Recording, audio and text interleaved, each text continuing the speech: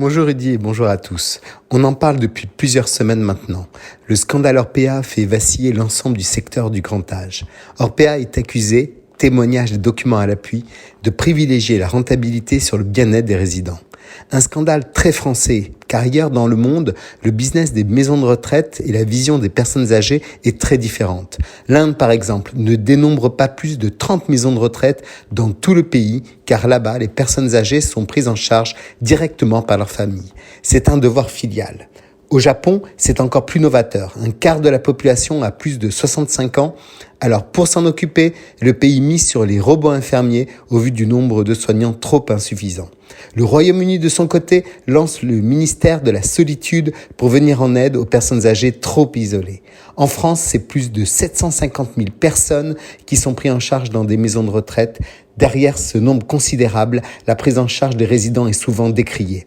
Depuis le 24 janvier, date des révélations fracassantes du livre Les Fossoyeurs du journaliste Victor Castanet sur la maltraitance généralisée dans les établissements du groupe, Orpea a chuté de presque 60% en bourse. Il a entraîné dans sa chute l'autre grand nom du secteur, Korian, qui a plongé de 16% vendredi dernier et de 36% depuis 10 jours. Un autre acteur, le Noble Âge, a également chuté de 9,4% ce vendredi. Nous ne cachons rien, nous avons toujours été transparents, a pourtant déclaré Sophie Boissard, directrice générale de Korian à Bloomberg. Mais ces propos n'ont pas suffi à rassurer les investisseurs.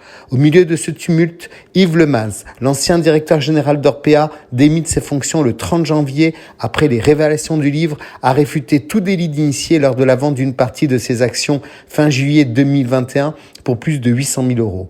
Un coup dur pour ces mastodontes dont les résultats financiers ont été impressionnants, même en 2020, année marquée par le Covid. Korian avait fait un chiffre d'affaires global de 4 milliards d'euros pour un résultat net de 40 millions d'euros, quand Orpea a réalisé un chiffre d'affaires identique pour un résultat net de 160 millions d'euros.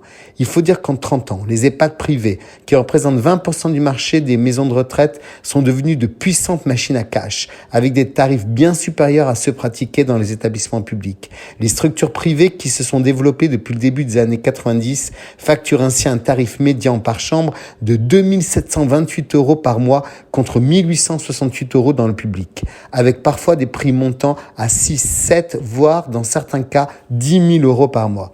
Alors, en plus de cette chute boursière, ces groupes risquent de subir désormais une crise de réputation. De telles critiques affectent durablement l'image d'un groupe et fragilisent tout le secteur. Très bonne semaine à tous.